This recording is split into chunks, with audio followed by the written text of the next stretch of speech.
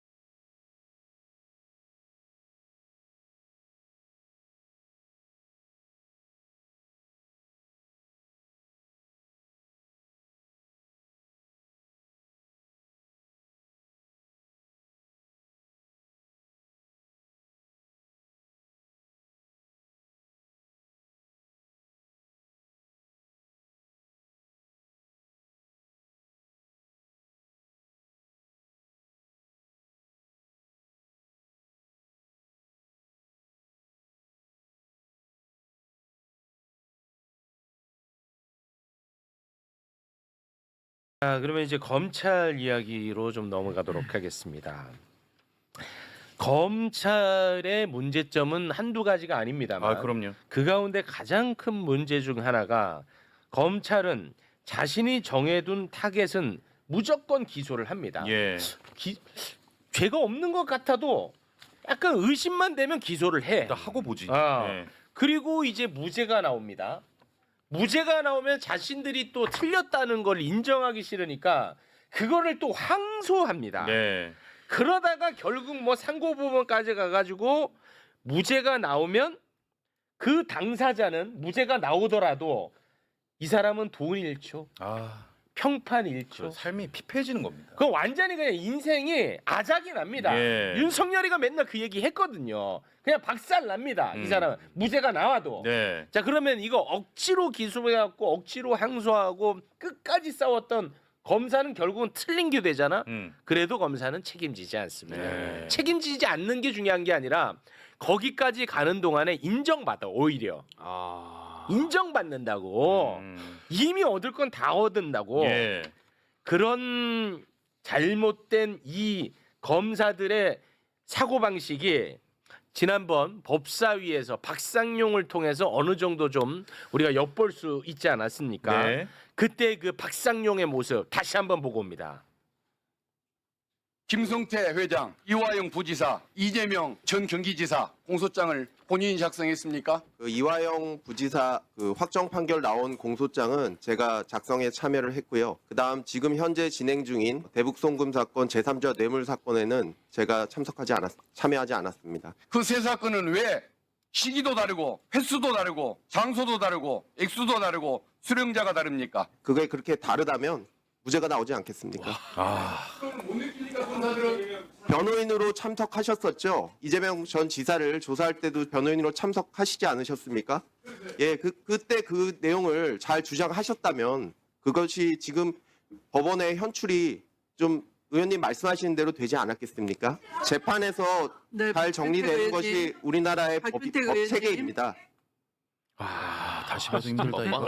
저 책임을 지지 않아. 다시 봐도 힘들어. 그러니까 이거 다시 한번 말씀드리지만 이재명 대북 송금 사건이라고 하는 단 하나의 사건이야. 예. 이 하나의 사건이야. 이재명을 위해서 북한에 돈을 보냈다는 거야. 하나의 사건인데 공소장이 세 개가 액수가 다 달라. 그리고 줬다는 사람이 다 달라. 말이 안 되잖아. 그거를 지적한 거야. 예. 시기도 다르고. 시기도 다르고. 예. 그랬더니 저자가 아니 그럼 무죄 나오겠지 마 자식아 이거야. 너가 그거 잘 설명하면 되겠지 이런 거 아니에요? 그겁니다. 이 부분에 대해서 제가 정말 견디지 못하고 분노하지 않았습니까? 예. 이 부분을 오늘 이재명 대통령이 법무부 장관을 정확하게 지목을 하면서 여기에 대한 문제점을 아주 길게 이야기를 합니다. 예. 그 가운데 일부분만 저희가 추려봤는데요. 함께 보겠습니다. 억울하게 기소가 됐는데 네. 몇 년 재판해가지고 돈 들여서 고통받고 해가지고 무죄를 받았어요. 검찰이 아무 이유 없이 항소를 해요. 그래도 또 막 한참 동안 돈 들여가지고 고생을 해요. 또 무죄를 받았어요. 또 상고해. 그래가지고 대법원까지 걸려가지고 돈을 엄청나게 들고 나중에 보니까 무죄는 났는데 집안이 망했어요. 이거 윤석열 대통령이 한 말 아닙니까? 검찰이 1심에서 무죄 난 사건 항소하면 그게 유죄로 바뀌는 확률이 얼마나 됩니까? 대충 한 5% 정도 됩니다. 최종적으로. 대법원은 어때요? 대법원은 저 1.2%안 됩니다. 1.7% 정도 되고. 그럼 98.3%는 그냥 무죄를 받기 위해서 또 엄청나게 돈 들이고 고통받는 거죠. 네, 예. 지금 말씀하신 것처럼 아주 중대하고 예외적인 경우들 빼놓고는 상소를 금지하는 경우로 입법을 추진하고요. 중대 사건이든 경미 사건이든 억울한 사람이 생기는 건 똑같다. 그게 포퓰리즘이잖아요. 네네. 사람들이 대중들이 흥분한다고 그 없는 사람 잡아가지고 특히 중대 범죄일수록 중형이잖아요. 예. 국가가 왜 이리 잔인해요 국민들한테. 내가 항상 문제 삼았던 맞아요, 부분. 맞아요. 요거를 아주 길게 얘기하더라고요. 네, 어떻게 보셨습니까? 그 저희가 이제 형사 사건 제가 법률가일 때 보면은 그 형사 사건은 검찰이 무조건 3심 간다. 그러니까 유죄가 안 나오고 그러니까 유죄가 나와도 형량이 자기네는 원하지 않는 방향으로 나오거나 또는 무죄가 나오면은 무조건 3심까지 갑니다라고 의뢰인들한테 설명을 해요 미리. 그래요. 예, 이게 안타까운 대한민국 현실이고요. 검찰은 손해볼 게 하나도 없으니까. 예, 심지어 이제 구속 기소 사건들은 더 문제가 되잖아요. 네. 계속 구속 상태로 재판을 받는 거거든요. 그거는 예, 심각해지죠. 근데 나중에 이제 무죄가 나오면 예. 형사소송법상에 그 형사 보상금 제도가 있어요.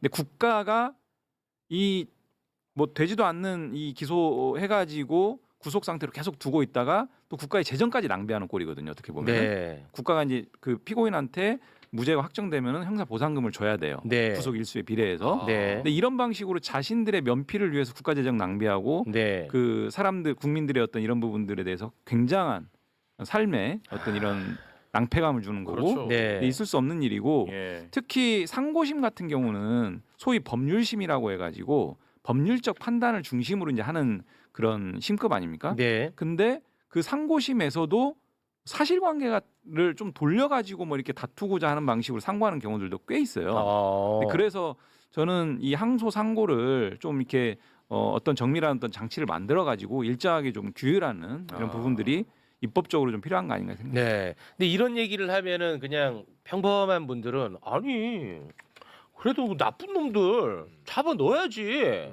이렇게 생각할 수 있거든. 자, 내가 매불쇼에 배운 거를 우리 곽수산 씨, 최영진 씨에게 예. 다시 한번 좀 전달을 해드리도록 네. 하겠습니다. 이 재판 이게 매불쇼에서 배운 거예요, 저. 네, 매불쇼에서 우리끼리 잠깐 얘기 좀 할게요. 네. 스터디 시간이니까요. 할 거 하세요. 예. 재판이라는 것은 나쁜 놈들을 잡아넣기 위한 절차가 아니라는 거야. 보통 그렇게 생각하잖아. 네. 맞잖아. 네, 네. 아니 재판이 뭐야? 나쁜 놈들 잡아넣기 위해서 하는 거라고 생각하잖아. 네. 딱 형량 때려가지고. 그렇죠. 네. 그런데 재판이라는 것은 나쁜 놈들을 잡아넣기 위한 절차가 아니다. 왜냐? 실제 나쁜 놈들을 잡아넣을 목적이라면 가장 빠르고 가장 효율적인 건 검사가 그냥 나쁜 놈들 수사해갖고 검사 그냥 집어넣으면 돼.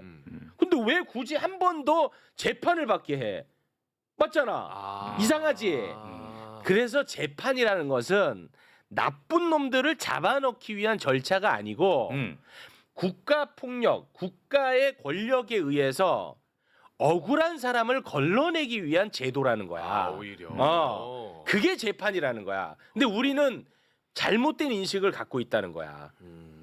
어떻습니까? 제가 매불쇼에서 배운 겁니다. 예. 근데 그 되게 네. 정확하신 말씀이고요. 정확해요? 이게 오. 저희가 로스쿨이나 법대에서 오. 1학년 때 배우는 대형사사법의 원칙이 뭐냐면 의심스러울 때는 피고인의 이익으로. 네. 그리고 무죄 추정의 원칙이 우리 헌법에 나와 있어요. 예. 무죄를 추정하는 겁니다. 끝까지. 그리고 결과가 나와야 이제 유죄 무죄를 가리는 건데 저는 그 변호사 수습을 할 때요. 이 선배들을 필드에 나와서 딱 처음 만나잖아요. 그럼 선배들이 이렇게 가르쳐요.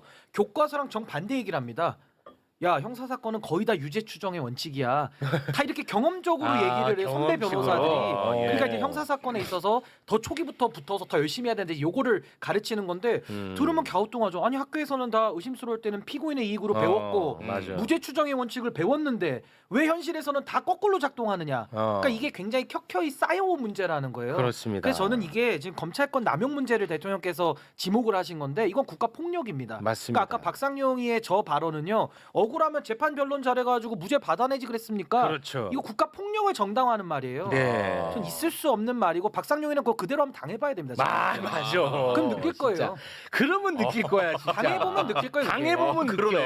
그러니까 이게 정말 좀 심각한. 그러니까 범인을 잡을 사람만 제한되게 잡고 억울한 사람을 걸러주는 게 형사사법 절차인데 네. 지금은 거꾸로 돼 있는 거죠. 그렇습니다. 이걸 바로 잡아야 됩니다. 아, 정말 나는 이 부분이 정말 나는 너무 속상하고 너무 숨 막혔는데 이 부분에 대해서 이재명 대통령이 굳이 법무부 장관을 지목해서 예. 엄청 길게 얘기했다고. 엄청 길게.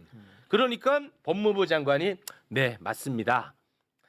그런데 아주 중범죄에 한해서는 그래도 검찰이 계속 항소하고 상고해서 잡아놓게 해야 되지 않겠습니까? 라고 했더니 이재명 대통령이 그거 아니죠. 관심도가 높을수록 그거는 포퓰리즘이 될 수 있습니다. 네. 관심도가 높을수록 진짜 그렇잖아.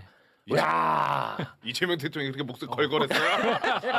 아니 너무 난 진짜 너무 반가워가지고 이런 얘기가 나온다는 게 진짜 맞는 텔레파시가 말씀입니다. 통했나 봐요. 저랑 그 생각이 굉장히 흡사합니다. 네. 거의 일치하죠. 예. 아니 진짜 그렇게 느껴져서 하는 거예요. 제가 오버하는 게 아니고. 예. 예, 고맙습니다. 뭐가 고마워요? 뭐가 고마워요? 이거 습관이야, 습관성. 동의를 안 하는데.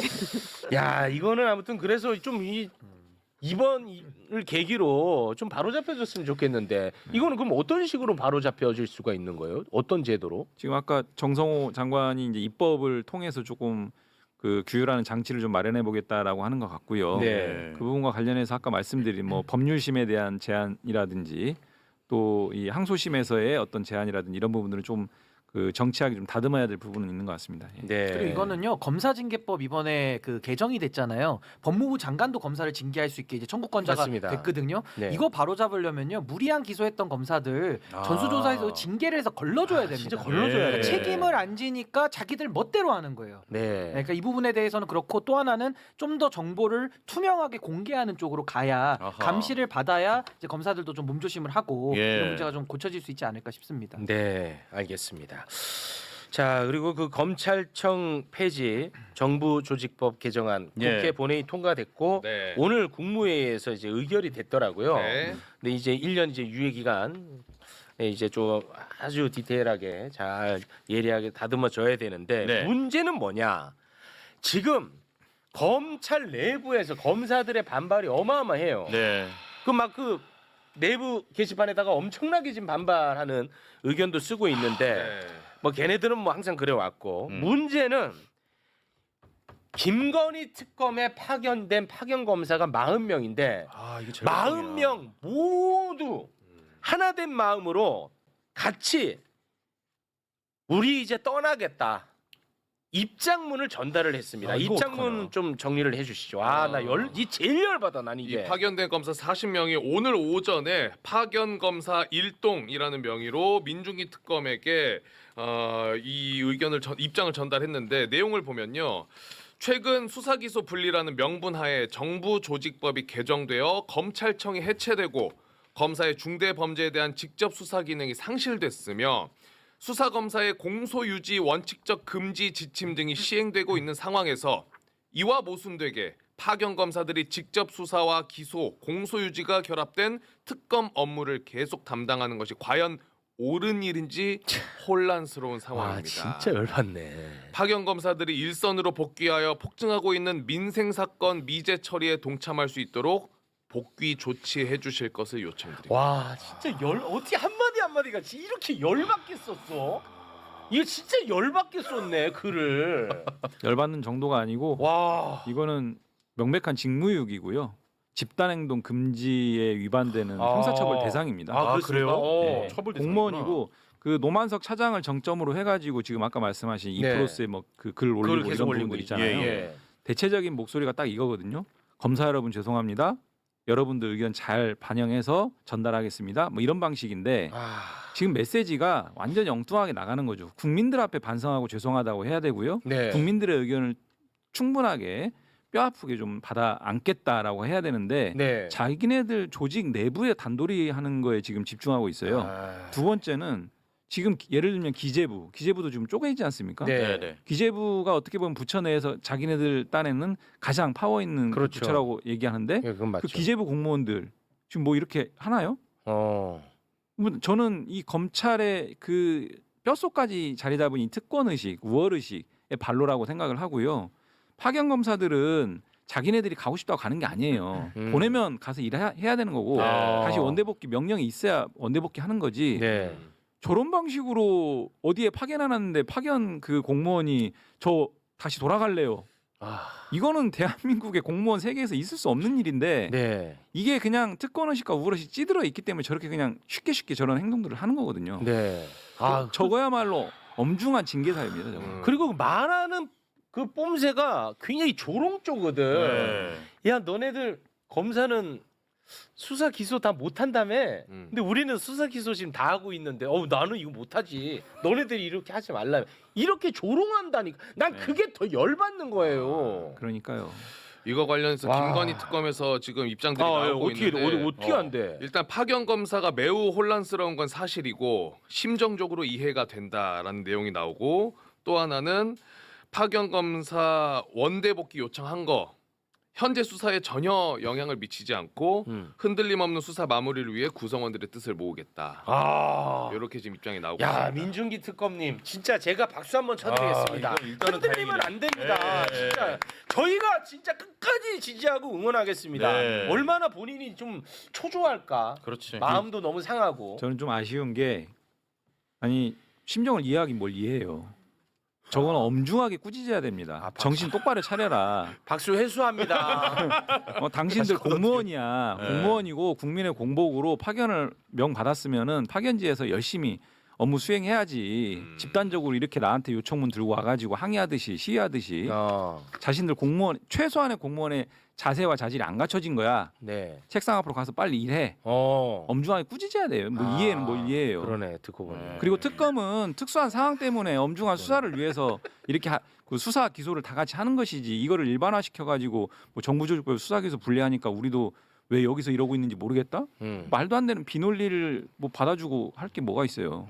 듣고 보니 그러네. 근데 저는 좀 이제 같은 맥락에서 저는 좀 더 생각을 한 번 더 깊이 들어가 보면 네. 결국에는 이 검사들이 생각이 참 짧은 게 본인 선배들이 사고 쳐가지고 지금 나라가 이 지경 된 거예요. 맞습니다. 아니 그때 윤석열이가 난리를 칠 때 그 검찰에 정의로운 검사 10명만 있었어도 이 나라가 이렇게 안 됐단 말이에요. 맞습니다. 그러니까 그 책임을 좀 깊이 인식을 해야 된다. 그렇지. 그리고 지금 나라가 엉망진창 아닙니까? 그렇습니다. 검사들은 뉴스 안 봐요? 지금 나라가 정말 그 절벽 끝에 지금 놓여 있는 심정이거든요. 국민들은 네. 그런 상황에서 국민들 생각은 안 하고 네. 저렇게 자기들의 목소리에만 매달리는 게 너무 좀 유치하다. 유치해. 이런 생각이 들고 다만 이제 저는 현실적으로 우리가 볼 때 내란 종식이라는 큰 틀에서 우리가 검찰 조직도 그냥 모두 다 니들 다 안 돼. 다 그냥 손떼 이렇게 가기보다는 검사들도 그 안에 저는 등급들을 다 나눌 수 있다고 보거든요. 조금 더 고쳤을 수 없는 검사, 또 고쳤을 수 있는 쪽, 요걸 좀 더 우리가 세밀하게 좀 살필 수 있다면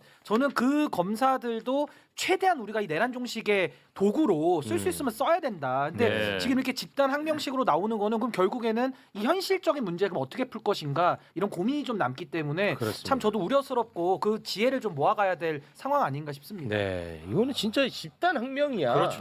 본질은 그렇죠. 예.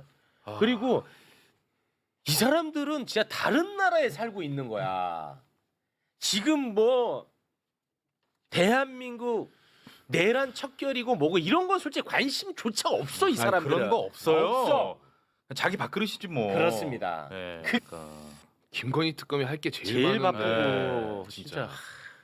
저는 검사들의 지금 최근에 보여지고 있는 일련의 행태들이 오히려 검찰 개혁의 어떤 당위성, 필요성들을 더 확인시켜주는 과정이라고 보고요. 예. 박상용 검사, 최지영 검사 그때 네. 입법 청문회 나와가지고 보여줬던 어미준이. 행태들 네. 정말 가관 아. 한 가관 100배 정도 되는 그렇습니다. 행태들이잖아요. 네. 국민들이 딱 보고 야 검사가 저렇구나라고 하는 것을 아주 직관적으로 느꼈을 것 같아요. 맞아요. 그렇습니다. 예, 지금의 이 파견 검사들의 행태도 마찬가지고요. 네. 스스로들의 발목을 계속 잡아가는 거예요. 네. 이거 혹시 그 법무부 장관 차원에서는 혼을 낼 수 있는 방법은 없나요? 제도적으로? 징계 청구권이 있습니다. 징계 청구권. 예, 어. 이제 장관에게 검사징계법 개정이 돼서 네. 징계 청구권이 있죠. 그 현재 그 시행이 되고 있는 거죠. 네.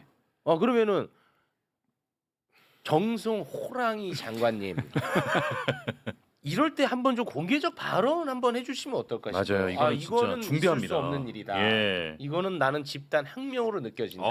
지금 그렇군요. 원대 복귀하지 않으면 원래 그 특검 제자리로 돌아가지 않으면 나는 이것을 징계할 수밖에 없는 입장에 놓여 있다. 네. 지금 바로 본인의 자리로 돌아가시오.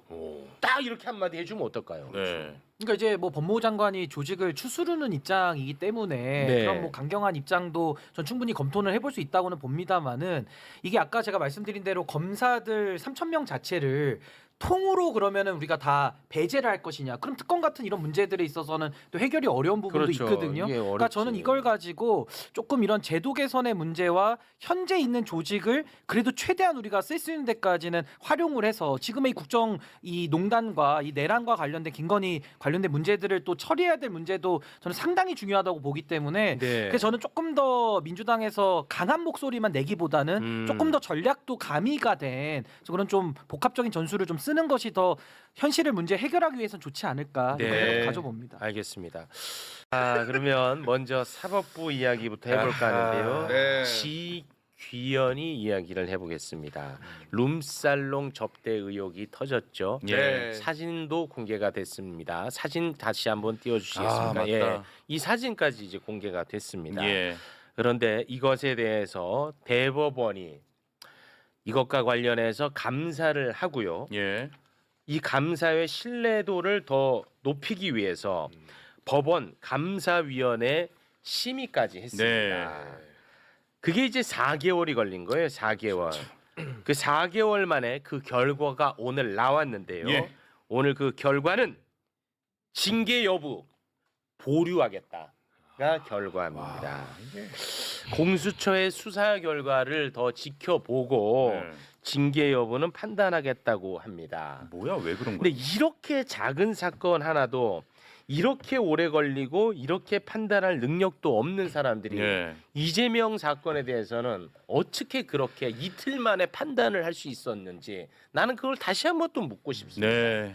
그게 참 나는 이게 어이가 없는 거예요. 이 작은 사건 하나도 판단을 못하고 보류한다잖아.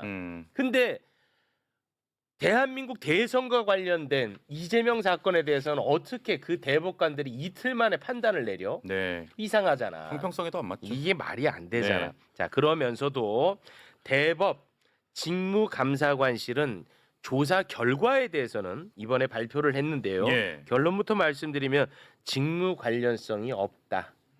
그러니까 우리 지기현이 너무 뭐라고 하지 말아야 사실.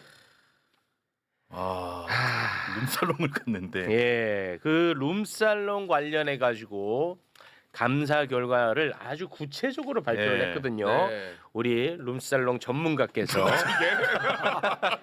전문가예요? 자세하게 대법의 감사 결과를 네. 사진도 왼쪽 편에 살짝 띄워놔 주시면서 네. 이 사진에 대한 설명을 아주 구체적으로 밝혔죠. 그렇죠. 그 설명을 부탁드리겠습니다. 이 심의 결과가 굉장히 딱딱하게 되어 있기 때문에 좀 이해하시기 쉽게 제가 그 결과를 설명해 드려보도록 하겠습니다.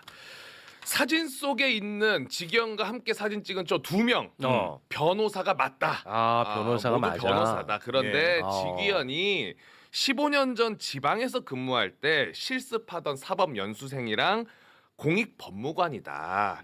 1년에 이 셋은 한 번 정도 만나는 사이다. 그런데 23년 9월 9일 직위원이 연락해가지고 이 셋이 모였다. 그래서 1차로 교대 인근 횟집에서 2시간 정도 술을 딱 마셨다. 교대 횟집에서 1차로 딱 2시간 술을 마셨고 그게 한 15만 5천 원 나왔는데 그 직위원이가 냈더라. 직위원. 그런데 이 2시간 술을 딱 마신 다음에 직위원이 1차가 끝나고 야 나는 이제 재판 준비하러 또 가야 된다 하고 먼저 간다 그랬다. 그랬는데 진짜입니다. 이거 지어내는 거 하나도 없습니다. 야 나 술 한잔 했지만은 재판 준비 또 해야 돼. 그 정도로 취했어? 이렇게 얘기를 했는데 네. 한 A 변호사가 헤이 형님 오랜만에 만났는데 이렇게 가면 아쉽지요. 내가 가는 데 있는데 자주 가는 데 있는데 한 잔 더 합시다. 그래가지고 갔다. 예. 그게 A 변호사가 자주 가던 술집이다. 2차 자리가. 그래서 거기에 갔는데 직위원회는 물어보지도 않고 어디로 가는지 몰랐는데 갔더니 와 막 큰 홀에다가 노래 부를 수 있는 라이브 시스템이 딱 돼 있어가지고 야 이거 룸사롱 같은 데는 아니네라고 생각을 했다. 예. 오히려.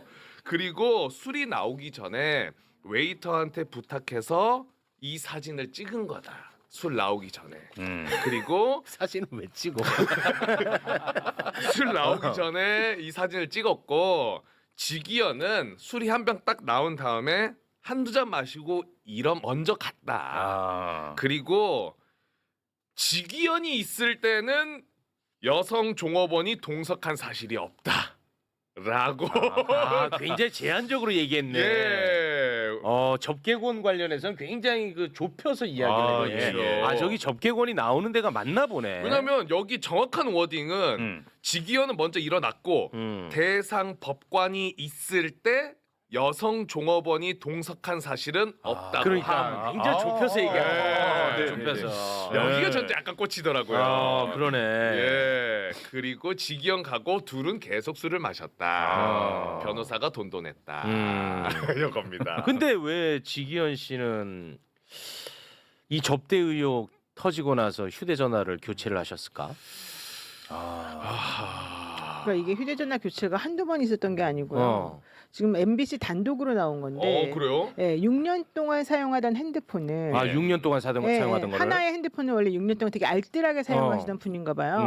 근데 이분이 6년 동안 사용하던 그 핸드폰을 갑자기 그 구속 취소하기 한 달 전 또 구속 취소하고 나서 이상하게 바꿔버려요. 그 내용을 한번 좀 구체적으로 살펴보면은요. 지금 윤 전 대통령이 구속 취소를 청구한 당일이 2월 4일 오후 3시 23분이래요. 예.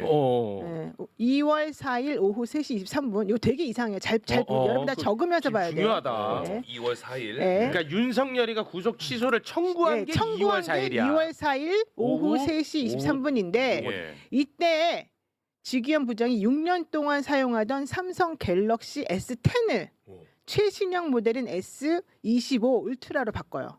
언제? 구속 취소 신청한 날. 그날? 구속 취소를 청구한 당일인 2월 4일 오후 3시 23분에 6년 동안 사용하던 삼성 갤럭시 S10을 최신형 모델인 S25 울트라로 교체했어요. 그런 다음에 6분 뒤에 6분 뒤에. 다 이상해요. 자, 계산 한번 보고 이상한 걸 좀 짚어보세요. 술 마시지 말고. 자, 6분 뒤에 기존 기기로 돌아왔대. 그러니까 원래 자기가 사용하던 S10을 다시 사용한 거예요. 다시 다시 들어왔어. 켜. 왜 그런지 모르겠어요. 그러다가 다음 날 새벽 5시에. 그러니까 이게 무슨 얘기냐면 오후 3시 23분에 갑자기 핸드폰을 교체했다가 그렇죠. 오후 3시 29분에 6분 뒤에 다시 돌아와. 그러다가 다음 날 새벽 5시 즉 14시간 만에 또다시 자기가 바꿨던 S25 울트라로 교체를 해요. 또 이상하죠? 이상하지. 이런 적 있어요? 한 번이라도? 없어. 없지. 자, 그로부터 한 달 뒤. 한 달 뒤. 그게 바로 3월 7일이에요. 3월 7일. 3월 7일 날 구속 기간을 날이 아닌 시간으로 계산해서 윤 전 대통령 구속 취소 결정을 내렸어요. 네. 그리고 난 다음에 5월 달에 휴대전화를 교체해요. 5월에 교체했고. 예, 예. 그러니까 S10을 썼다가 S25를 썼다가 2달 만에 다시 S25로 붙었던 거잖아요. 두 달 만에 새로운 핸드폰으로 교체했다는 거잖아요. 또 바꿨어. 5월 14일 날 그리고 이 접대받았다는 의혹이 나와요. 그리고 5월 16일 날 16일에 오후 4시 2분에 그동안에 자기가 이제 지난번에 S10 쓰다가 S25 썼잖아요. 이걸 다시 중국산 중국산 구하기도 어려워. 중국산 샤오미 레드미 노트 14로 교체한대. 또 바꿔. 중국산 샤오미 레드미 노트 14로. 근데 왜 바꿨는지 몰라요. 이상한데. 자, 그리고 난 다음에 다시 5분 뒤에 다시 원래 S25를 다시 바꿔. 뭐야? 자, 그러다가 또 다시 그 다음 날 5월 18일 날 새벽 5시 19분에 이분은 주로 새벽에 활동하는 거야. 새벽에 일어나서 다시 샤오미 휴대전화를 최종 교체했다. 와. 왜요? 야, 이거는 이거 진짜 이상하지 않아요? 너무 이상하다. 솔직히. 그쵸? 이거는 말이 안 돼. 6년 동안 쓰는 사람이면 그 패턴을 보통 지킵니다. 사람은. 그렇죠. 이거는 솔직히 체포해야지. 맞잖아. 이 정도로 바꾸는 경우가 이거는 없어요. 말이 안 근데 돼. 그 핸드폰을 이렇게 자주 바꿨다라는 것 에이, 자체가 그건 이거 아니야. 증거인멸의 증거인멸. 의도가 충분히 이건 읽힐 수 지경 있는. 같으면 이런 사람 아마 구속시켰을 당연히 겁니다. 구속시키죠. 예. 구속 사유가 되죠. 범죄 예. 혐의를 받을 때. 게다가 말이 안 되는 게 뭐냐면요. 와, 이거- 내가 아까 5월 18일 날 새벽 5시 19분에 휴대전화를 다시 최종적으로 네, 최종 샤오미를 교체. 바꿨다 했잖아요. 네. 그날이 무슨 날이냐? 일요일이에요. 일요일에 그게 되나? 일요일 새벽에 어. 샤오미를 바꿔요, 갑자기. 그거 이상하네. 자다 말고. 그거 이상해. 이상하지 않아요? 아니 그러니까 지금 너무 빈번한 핸드폰 교체라는 거는 증거인멸을 시도했던 걸로 우리가 보는 게 더 합리적인 해석이고 그렇죠. 이상하다. 지금 저는 이 법원에서 내놓은 이 감찰 결과 뭐 1차 결과라고 하고 이제 이걸 뭐 감사위원회 가서 이제 보겠다 이런 거 같은데 저는 그게 생각나요. 김건희 도이치모터스 수사했던 콜검들 있잖아요. 네. 콜검들이 가서 자기들 핸드폰 맡기면서 엉성하게 조사해서 무혐의로 줬던 그 결정문과 매우 유사하다는 생각이 들고 이런 식으로 직무 관련성 판단해가지고 변호사들하고 같이 룸사롱까지 간 사진이 나왔는데도 직무 관련성이 없다? 네. 그럼 앞으로 뇌물이나 청탁금지법은 전혀 적용할 수가 없다는 논리로 가잖아요. 네. 그러니까 저는 정말 이거는 봐주기 위한 목적 하에 내놓은 결과 보고서 아니냐. 여기서 이제 우리가 잊어버리면 안 되는 게 말이 사람들이 안 돼. 전부 다 아니 민주당에서 내놓았던 그 의문 제기가 하나도 안 맞는 거 아니냐. 그 변호사 뭐 옛날에 공익법무관 같이 했던 시포했던 사람들하고 1년에 한 번씩 만난다고 그러고 2023년 8월 이후에는 만난 적도 없다 그러고 그냥 사진 찍고 갔다니까 그럼 니네 의심이 다 틀렸다는 걸 말하는 거 아니냐 이렇게 생각하고 그러잖아요. 네. 근데 여기서 우리가 그걸 갖고 유추할 수 있는 게 있어요. 뭐예요? 우선 첫 번째 이분은 그런 사람들 만나는 걸 꺼리끼지 않는다. 평상시에 꺼리지 않는다. 두 번째, 이분은 평상시에 자기가 옛날에 인연을 맺었던 사람들하고는 계속해서 관계를 잘 유지한다. 그다음에 그들하고 관계를 유지하고 그럴 때는 룸사롱을 간다.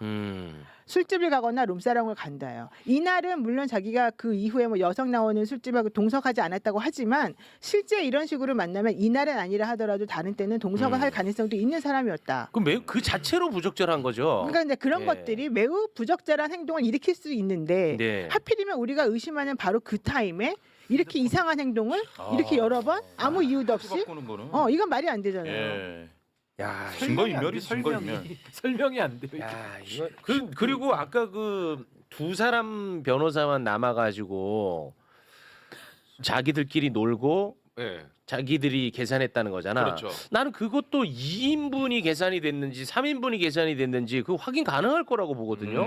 난 그것도 좀 확인해봤으면 좋겠어요. 대신 내줬다는 거 아닌가요?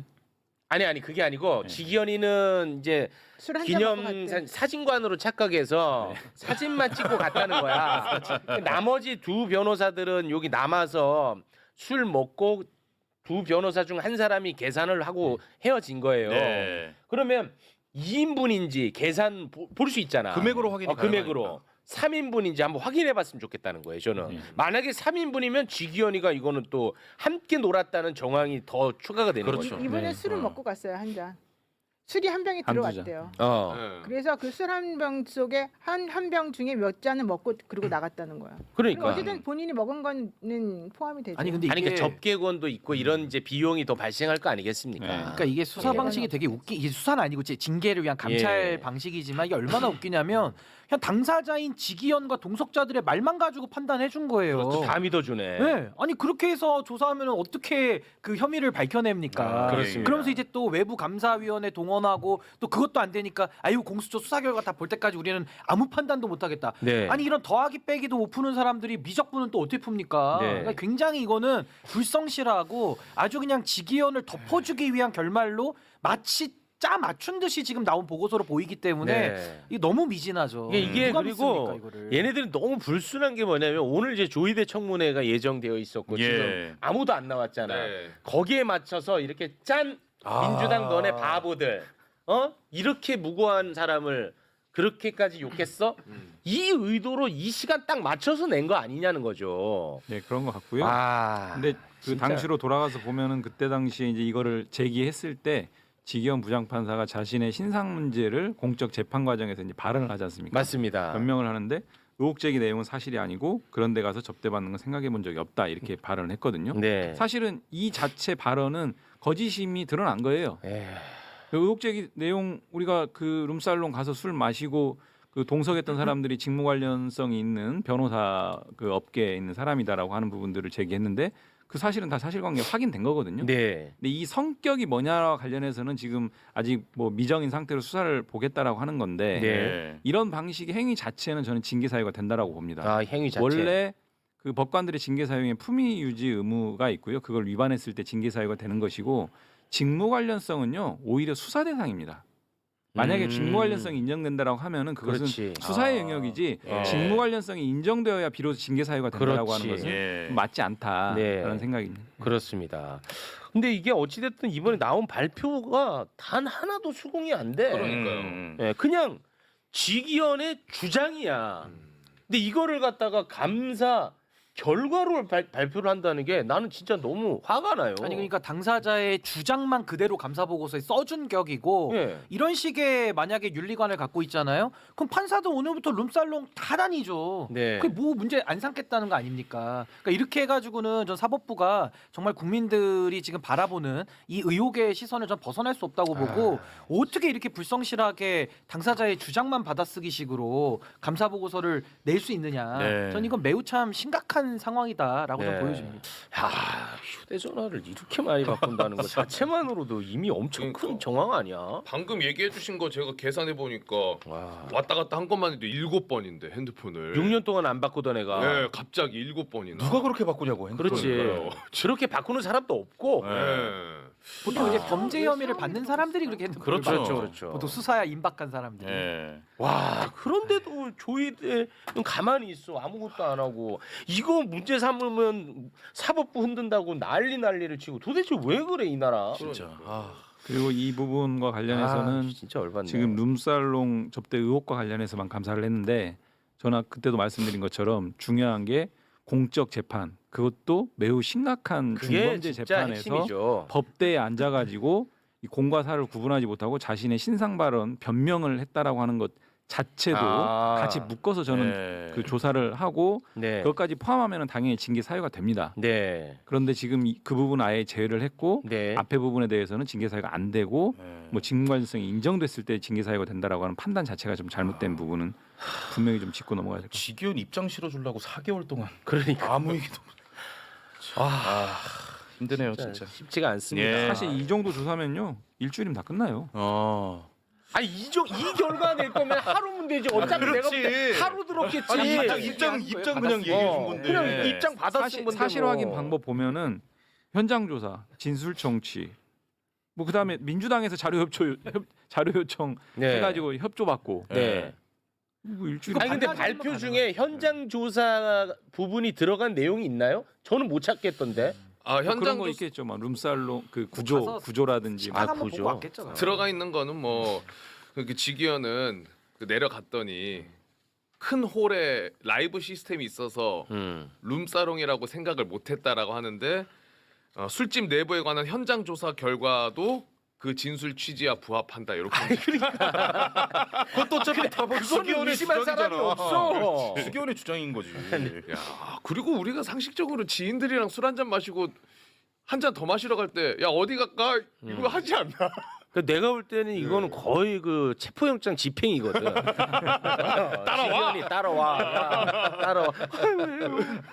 어디 가는지 묻지 마십시오. 끌려간 거야. 끌려갖고 저기서 사진 찍고 예. 그리고 나서 시로 계산해서 풀려나고 직위원이. 핸드폰 계속 바꾸고. 야 이건 너무. 뭐 하나 인정할 수 없다 이거는. 예, 이거는 나는 인정 네. 못합니다. 네네. 예, 알겠습니다. 자, 그리고 지금 청문회는 뭐 2시부터 시작하는 것 같던데. 어쨌든 지금 제가 죄송한데 네. 네. 지금 중요한 게 아까 핸드폰을 이제 타임마다 이상하게 바꿨잖아요. 네. 그리고 특히 이제 핸드폰 바꿀 때 그 샤오미를 바꿨다는 거잖아요. 네. 네, 샤오미. 샤오미를 원래 그동 써본 적이 있어요?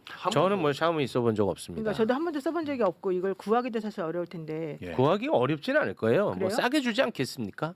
뭐 잘 모르겠습니다, 저는. 왜냐면은 금요일 날 네. 이분이 금요일 날 바꿨거든요. 5월 16일 날. 네. 근데 어쨌든 중요한 건 그런 금토일이 중요한 게 아니라 왜 샤오미에 꽂혔어 또?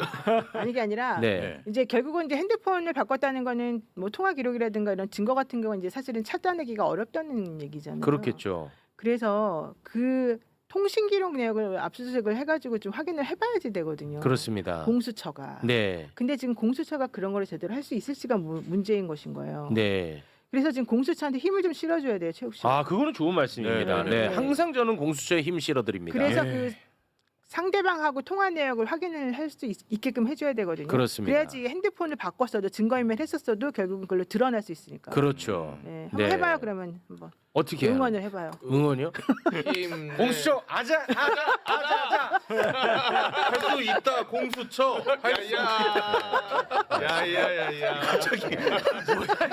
다음 주제로 넘어가려고 이거 끊고 얘기하는 뭐야 그게? 뭐야 응원을 난뭐 대단한 얘기가 나올 줄 알았어. 대단하잖아요. 네. 근데 요새 그 우동훈 공수처장 보면요, 예. 사람 자체가 바뀌었어요. 바뀌었어요. 네. 아 굉장히 멋있더라고. 우동훈 공수처장님, 저는 동상을 세워야 된다는 입장입니다. 힘내시기 바랍니다. 화이팅, 오동훈 화이팅. 화이팅입니다. 화이팅. 고맙습니다. 예. 자, 그러면 이제